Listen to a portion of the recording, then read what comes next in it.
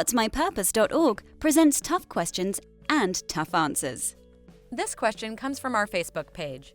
Maria writes, I'm searching to have more purpose in my life. I'm interested in learning more about Christianity and Jesus Christ. But with so many different religions out there, how do I know the Bible is true? Good question. I encourage you, if you're seeking something beyond just this lifetime, if you're thinking there has to be more than just this life, and you're questioning, is there a God? And there's so many religions out there. I'm interested in the Bible, but how do I know it's true? The best-selling book, the most translated book, the most quoted book, the most influential book ever of all time, how do we know it's true? This is a great question. Now let's just take a step back for a minute. The most trusted literature ever, I'm not sure how familiar you are with famous Greek authors, but Homer, he wrote the Iliad. It is the most trusted literature ever written. And the reason being is it has over 640 manuscripts, manual writings of it, manual copies, back in the days before there was printing presses. It has over 640 manuscripts. So Homer's Iliad is the most trusted literature ever written for that reason alone, because the manuscripts are there, over 640 manuscripts. Now let's take the Bible. The Holy Bible has the Old Testament and the New Testament. Just the New Testament alone has over 24,000 manuscripts. Let's put that in contrast for a minute. Homer's Iliad, the most trusted, fictional or non-fictional literature, is a poetic poem about the Trojan War. That's the most trusted, with over 640 manuscripts. Just the New Testament alone has over 24,000 manuscripts. Now let's take archaeological evidence. There's a famous archaeologist, Nelson Glueck. He's the real-life Indiana Jones. He's been on the cover of Time magazine. He's known to be one of the most famous archaeologists ever. He had over 1,500 archaeological findings in the Middle East alone, and he said not one archaeological finding disproved or overturned anything in the Bible. He said the Bible actually helped find more archaeological findings. Archaeology has proved, without a shadow of a doubt, fact by fact, that the Bible is true.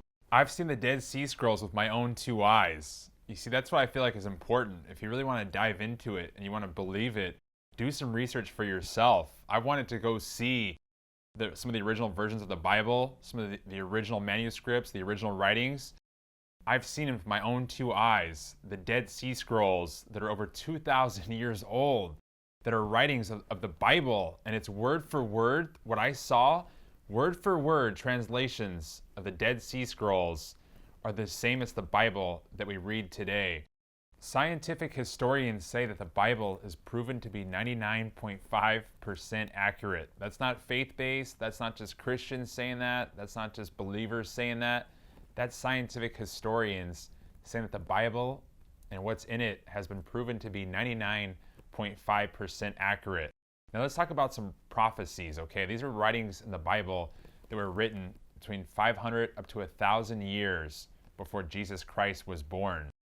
So these were prophecies written about him, that he would be born of a virgin birth, that a new king would come into the world, that there would be people who want to kill him the moment that he's born, that he would live a sinless life, that he would be the ultimate sacrifice.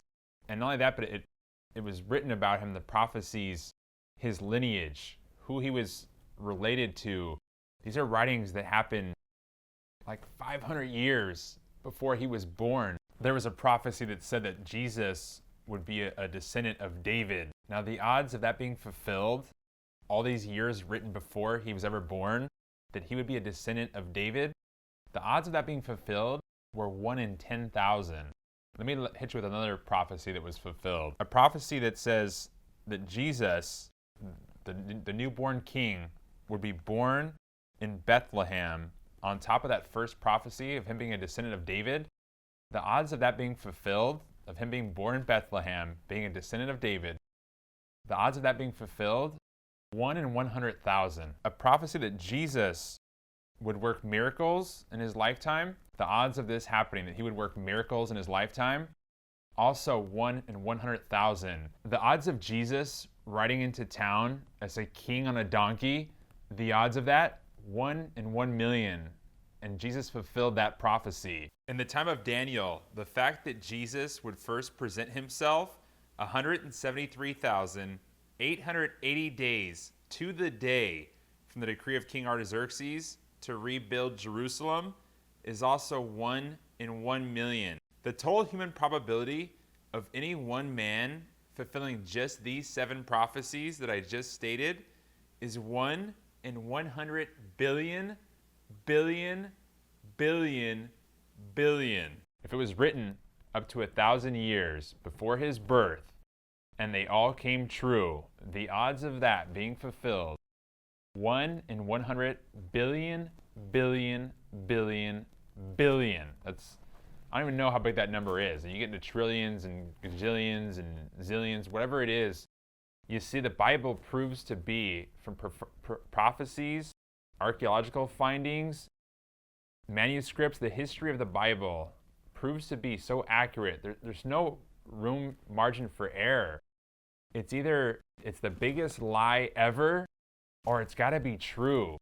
With a lot of religions, there's a lot of iffy parts and a lot of in-between parts where it's just kind of like, well, there's no findings, there's no proof of that, there's nothing that shows that to be true. Now think about this for a moment, okay? We're talking about the gospel, we're talking about if the Bible is true, if Jesus is the one true king, if he's Lord and Savior. Aside from fulfilling prophecies about him, there is archaeological evidence, and you can go to Israel for yourself. You can see the tomb where he was buried, that he rose again. The stone that he was buried in. Keep in mind, Jesus died on a cross in between two terrible criminals. Even though Jesus lived a sinless, perfect life, he was hung on a cross with thieves, murderers, terrible people, but yet he was buried like a king. People knew he was a king. People saw him work miracles. Royalty, the religious in those days, they were against him. They wanted him executed. They didn't like what he was doing. Who's this Messiah? Who's this guy saying that, that he's the son of the living God? He was buried like a king. He was buried in a tomb with a stone that's as big as the size of your car. So the deal that he rose again, just like it was prophesied that he would, that he was crucified on a cross, lived a sinless life, died for our sins, and he resurrected and rose 3 days later, just like he said he would, just like prophecy said that he would, and it came to fruition. How could that stone, the size of your car, be moved? Roman soldiers were on guard, guarding the tomb in those days. If they were to leave their post in the Roman Empire days, dead. Why would they leave their post? It doesn't make sense. Who could be in on that? Roman soldiers in those days would be executed if they were to fail at their job and leave their post guarding Jesus' tomb. So the stone was moved. The veil wrapped around that stone that had the emperor's mark, his seal on it, if that were to be tampered with or messed with, you could be put to death, because it had the emperor's stamp on it. So that veil being torn on that tomb, being removed, who would do that? People who wrote about Jesus' life, his crucifixion, his death, rising again, being seen again, living again, 3 days later, being seen by over 500 people. You start to look at the Bible, you start to see there's archaeological findings. Okay, you're telling me that there's manuscripts. It's said to be the most proven piece of literature ever written in the history of all mankind, of all books. I've heard it quoted. I've heard it's the most influential book. I'm a little iffy on it. There's things that you see and hear about it, but you start to really dive into it, and you look at what I'm telling you, people that would have been put to death had they done these things and encountered the Roman soldiers would have been put to death had they left their post. People who saw Jesus rise again would have been put to death for saying these things. If you're telling me that a man who died on a cross, he's a criminal like these other criminals on the cross in those days. That's how the Roman Empire, that's how it was viewed. If you were to lie about it, you'd be put to death. And you start to read the Bible, it's not just one person writing about these things. You've got tons of authors in the Bible. You've got tons of witnesses. You're like, okay, I'm reading that so-and-so witnessed this, and also someone else witnessed this, and someone else witnessed Jesus rise again, and someone else witnessed Jesus rise again. And there's all these different proven writings of experiences. And if you're going to lie about something in life, you lie to gain status. You lie to get yourself out of trouble. You don't lie to get yourself in trouble. If the people were lying, it didn't work out too well for them, because everyone who wrote about Jesus, all were tortured, stoned to death, beheaded, tortured, killed, all of them. It was not something that you wanted to lie about. That's what makes the story even so more just amazing of how you view the writings of the authors of the Bible. It's like you were that passionate to not only did you see it, but you were passionate to write it down. Write down everything you saw. And there's a lot of different people who wrote about Jesus being crucified and his life and resurrecting again and being seen again by over 500 people. I know that we live in a world of YouTube and Instagram, and we're visual. We want to see things, you know. You might be saying, well, you know, gee, if someone had an iPhone and they could have filmed Jesus dying on the cross, then I would believe it. But I need to trust in this book called the Bible. But we're saved by our faith. We're not saved by what we see. You know, if it were that simple, it'd be video recorded. But think about times in history. Several years later, we had World War II, way after the timeline of what I'm talking about in Jesus' days. But even at the time of World War II, we didn't have YouTube, we didn't have cell phones, we didn't have the video technology. But you know without a shadow of a doubt that World War II existed. It's in our history books. It happened. Now, even if there was no cameras then, or let's take something that was even closer to our generation, 9/11. If you were watching this and you were alive, if you were a child, if you were in your 20s, your teens, your 30s, your 40s, when 9/11 happened, there's video footage. As sad as it is, you can YouTube it, you can watch planes crashing into it. And no matter what you believe, if it was a conspiracy, if it was terrorism, whatever you believe about 9/11, you know it happened.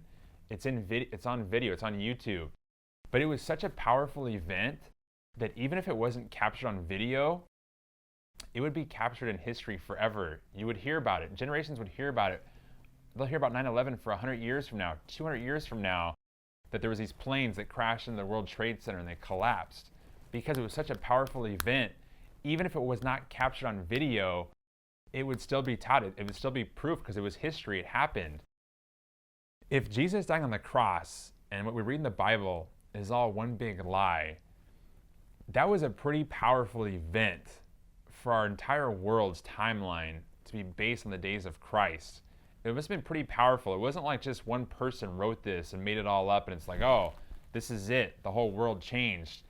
For it to happen and have that much of a huge impact for the world to all acknowledge Jesus Christ and realize that there's some truth to this Bible written by approximately 40 different authors. Most of the authors who wrote the Bible, of things that they saw firsthand, inspired by God, they didn't know each other. It's not like this Bible was written by just one man in some, weird cave or something like that. This is written by 40 different authors over a span of 1,500 years. These authors, most of them didn't even know each other, didn't have contact. But the entire Bible flows in perfect harmony and there are no loopholes. Now, if you take other religions, because I encourage you, you're seeking around, you're trying to find out, is this Holy Bible that I hear about, is it really true? I'm curious because I'm starting to think, maybe there is a God, but there's all these different religions out there. There's different books. There's the Quran. There's the Book of Mormon. There's all these different books. Let's take Islam for a moment, which is the second biggest religion after Christianity, the Muslim faith. It was started by a man by the name of Muhammad over 600 years after the life of Jesus Christ. A man by the name of Muhammad claims that an angel came to him on a heavenly horse. They rode to Jerusalem, and then he went up on a ladder for the night, and he had a conversation with Jesus, and he got this huge following behind him at the time. And before you knew it, it kind of grew and grew, and he got an army of people behind him, and they started to grow a lot by force and a lot of other ways, as far as in those days conquering the Middle East, and it's a religion that's grown and become very cultural, and I definitely understand that. But the more you dig into it, a lot of it doesn't match up with Christianity. You see, it was started by a man who came after Christ, so that he went up on a ladder to heaven, had a conversation with Jesus Christ, so therefore now he became so knowledgeable that he got people behind him. You know, in the Quran it says you can't marry more than 4 women at a time, and you can't marry a woman until she goes through puberty. But here Muhammad had 11 wives, and when he died, he didn't die a sacrificial death. You know, there was not prophecies written about him before his life that he was going to fulfill, like the prophecies I mentioned about Jesus that he fulfilled. He died a natural death in his early 60s, and the wife whose arms that he died in, she was only 6 years old at the time when he married her. So when you start to look at his life, and that he started this religion, and it came all these years after Jesus, and it doesn't quite match up. And it's kind of similar to the Mormon faith. You know, with Mormonism, it was started by a man by the name of Joseph Smith, who was born in Vermont, but in his teenage years, his family moved to New York, and he claims that in his teenage years, he was in the western New York forest, and that, you know, similar to Muhammad in a way, that he had an encounter with God, with Jesus, and that, you know, he found these golden tablets, and that Christianity was not perfected until he came along, that God needed Joseph Smith to come along and perfect Christianity. And similar to Muhammad's life, Joseph Smith had a lot of wives. You know, it's been proven that he had up to 40 wives at one time, and that, you know, people always think of Mormonism and polygamy, but Mormonism has changed a lot over the years. Mormons will get very defensive and say, oh, we don't believe in polygamy. That's only in small towns in Utah. But either way, polygamy was the original foundation of Mormonism, just like polygamy is in Islam, the Muslim religion. And the more you start to dig into it and see that both Islam and Mormonism both came after Jesus Christ, and they both were started by men who claim that they talked to Jesus, so they kind of then started their own man-made religion and kind of made up their own rules. And the Book of Mormon, who claims they put Jesus' name on there, you know, Jesus Christ, Latter-day Saints, it's not the same Jesus. In the book of Revelation, God is very clear for us not to add to the Bible or take away anything from the Bible. So why do we need a man by the name of Joseph Smith to come along and rewrite the entire Bible in his view and make his new man-made religion that we know as the Book of Mormon? The Book of Mormon has had over 4,000 different changes to it over the years. So that shows a lot of inconsistency of when Joseph Smith first wrote it. A lot of things have changed. But you know what book has never changed?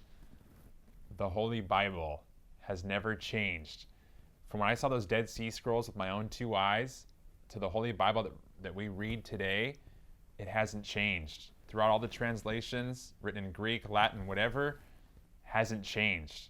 What does that say about the authenticity and the consistency of the Holy Bible? Now we're talking about, you know, the Muslim faith, the Mormon faith.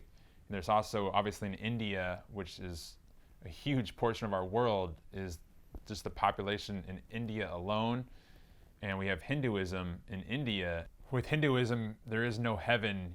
What the whole goal is liberation and trying to break free of the cycle of life, of, you know, birth and death and rebirth. And there not really is a God that you look to. We're kind of all one with God, and everything is God, and there's kind of different gods. And, you know, maybe you've seen some people of the Hindu faith that you've seen praying to the elephant statue of Ganesha, or maybe you've seen people praying to the Hindu blue statue of the guy with the kind of snake in his hair. That's Shiva.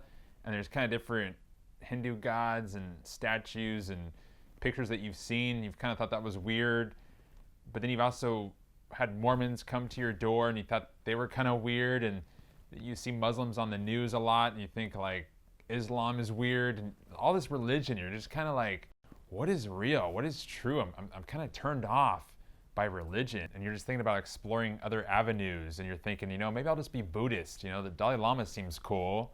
Well, Buddhism, unlike Christianity and the life of Jesus Christ, there were no witnesses for Buddha's life. A man by the name of Siddhartha Gautama, who you know today as Buddha, and supposedly when he came out of his mother's womb, he came out rather quickly. He immediately walked and took 7 steps in different directions, and he immediately spoke and said that he had lived 100,000 past lives working to be who he is now, and he's become like other Buddhas before him. And unlike Christianity, it sounds cool and all that Buddha came out of the womb speaking right away and he had all this wisdom, but there is no archaeological findings. There's no manuscripts of his life. There's no key witnesses. There's just nothing that has changed our world like the life and times of Jesus Christ. So maybe you're thinking about becoming Buddhist because it's kind of trendy, it's kind of cool, and it seems peaceful, and the Dalai Lama says a lot of cool things, and there's a lot of good Buddhist people. There's a lot of good people in every religion.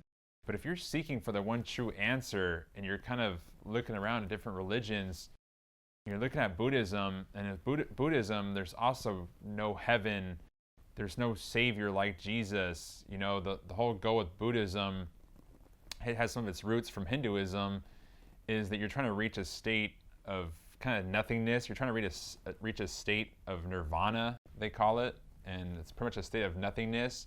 And you're trying to break the cycle, and there's an eightfold plan to achieve that state of nirvana. And maybe Buddhism seems weird, and I would think it would probably seem weird to you, even if it is trendy, and you want to meditate, and you can meditate, but you can meditate on God. You don't have to be Buddhist to meditate. You don't have to be Hindu to do yoga. You can still do these things and not kind of buy into these different kind of worldly religions, and maybe hearing about Buddhism and Mormonism and Islam and all these other religions have kind of turned you off, and you just want to be a universalist, and you want to ask the universe for things in your life, and you feel like the stars and the moon and the sun and that's God. But isn't that kind of a empty feeling, kind of like, you're just telling yourself, okay, that's God, and I'm just going to ask the universe, instead of trying to seek a God and trying to seek having a relationship and a deeper understanding, and thinking that there's more to this life than just the here and now. Maybe you've known people in your life who have come and gone and they've passed away, and it's caused you to think, like, is this it? Is this the here and now? And you hear about these other religions where they say maybe you can be reincarnated and you're born again as an animal, or you're born again as a human being. Buddha supposedly lived a lot of different lives already as different human beings. But how many people have you met that have been reincarnated, who lived a different life or lived 1,000 lives already as someone else? Or people that are trying to break the cycle of life, and these other religions are religions that were created by men. Whereas you take the Bible, you take Christianity, and what you find is that it wasn't created by a mere man. It was inspired by God. You start to realize everything that makes up the Bible, it's never been proven to be untrue. You start to research it for yourself, and you start to research archaeological findings. You start to research looking at the tomb of Israel, the Mount of Olives, all these different places, kings and pharaohs, all these people in the Bible that are written about that truly existed. And you start to look at it like, wow, the Bible kind of makes a lot of sense. I'm interested to learn more about it. But then maybe you've been turned off. But I can tell you this, if you've been turned off by people, as Christian people who you've seen on TV, or people that maybe you think that they're hypocrites and you don't like what they say about, gay marriage, you don't like what they say about this or that, or you feel like it's a lot of set of rules, and you've been turned off by it, well, forget everything forget everything you've seen on TV about Christianity. It's not about mere men. You can make a lot of excuses of why you're turned off, and why you're thinking, maybe you want to be an atheist and you think that there is no God, but your heart kind of tells you, you know what? I think there is something more. I mean, look at the human body. Look at the human body, and you have a heart and kidneys and lungs and blood and brain. To think that's all one accident and that there's not a creator, I mean, scientists will tell you that you have to have more faith to be an atheist than you do to believe in a creator and believe in a God, because just looking at the universe and the planets and the solar system and the human body, it tells us there has to be a creator and there has to be more than just this lifetime. And it makes you want to seek having a God. And what I'm telling you is, if you've been turned off by what you call religion, know that Jesus isn't about religion. The religious leaders in Jesus' day were against Jesus. So if you've been turned off by religion, forget everything you know about religion. Know that Jesus is all about having a relationship with you. And it doesn't matter what anyone's done to you or said to you, it's about you and Jesus. I know culturally, maybe you might be saying, well, I was raised Jewish, so I was kind of turned off by it, or I was raised Catholic and I went to a Catholic boarding school and the nuns were mean and I didn't really get it and it was boring and I got turned off by it. Or you were raised Muslim and it's very cultural, and if you leave, you could be exiled from your family. Or you're raised Hindu, whatever it is. Maybe your father, your mother was atheist. You've been raised a certain way, but it doesn't matter how you were raised or culturally, where your family stands, or what your friends have said to you about religion, what they've done. It's about you and Jesus. And if you want to get to know Jesus, you can get to know him by reading the Bible, because this word is true. And in the Bible, Jesus tells us that I am the way, the truth, and the life. No one comes to the Father, no one gets to heaven but through him. And you're kind of like, wow, well, why would he say no one gets there but through him? Because he made the ultimate sacrifice for us. It's the most amazing story. And the more you get into God's word, the more you read it, the more you'll see your life start to transform, and you'll start to feel his spirit. It's crazy. I encourage you to go to our website, WhatsMyPurpose.Org, and read about the stories about how Jesus has changed people's lives, how people once were lost and now they're found in Christ. When Jesus said, no one gets to the Father but through me, he didn't say no one gets to the Father but through me and you have to live a perfect life, or and you can't struggle with addiction, or and you can't lust, or and you have to love your brother and sister, or and you have to honor your father and mother. He's not saying that no one gets to heaven but through me and you have to do this. You don't pay your way, you don't earn your way. A lot of religions, there's always new religions coming out. There's Scientology. There's always something new that's coming out. And a lot of these religions, it's by works. It's by you got to pay, you got to do this, you got to earn that to get your way higher in the status of a religion. But Jesus isn't about religion. He's about a relationship. So I can make a video that's 20 hours long, and I can go deeper about archaeological findings and deeper things that prove the Bible to be true, and people who are so passionate that witnessed Jesus' life, that wrote about it, and how many 40 different authors of the Bible. And oh man, the Bible was written in so many different places around the globe, and it's amazing, but yet it all comes together and no one can disprove it. It doesn't have any flaws, it doesn't have any loopholes. It's clear cut. It's either the Bible is true, and if you're someone that says, maybe I'll believe certain parts of the Bible but not all the Bible, that's not how God rolls, because God clearly says in the Bible that it's all true, word for word. It's God inspired. You don't take the Bible, and you don't just take parts that you like and say, okay, I like that part of the Bible, I'll believe that part, I'll follow that part. It doesn't work like that. The Bible is God's living word. It's word for word, 100%. And I can't emphasize enough, if you're searching for a higher meaning and you're searching for something beyond this lifetime, and you believe that there's a God, but you've been confused by so many different religions, forget religion. Scratch that. Forget what you know, how you were raised. Just focus on a relationship with Jesus. Open the Bible, read about the life of Jesus Christ and about how he lived a sinless life. He never touched money. How could a man who never touched money never married, never had kids. He wasn't married to like 40 women like you read about some of these other man-made religions. He didn't kill anyone. He didn't lead, battles.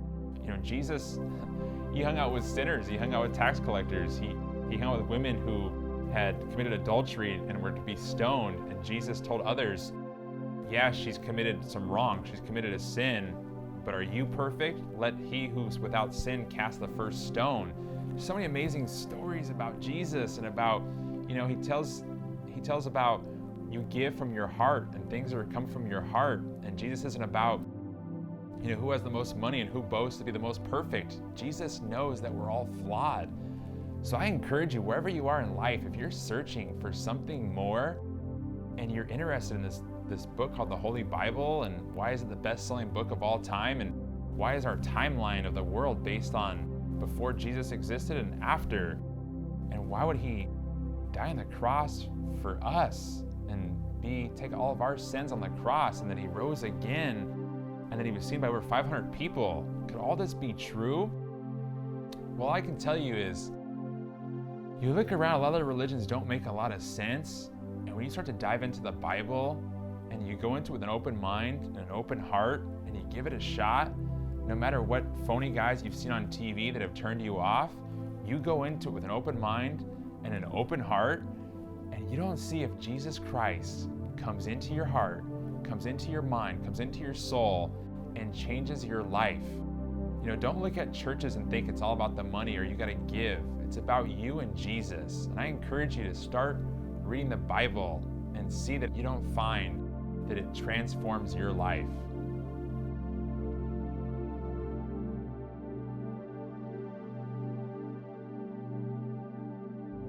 To see more purposeful videos, make sure to subscribe to our channel, and please like us on Facebook to stay connected.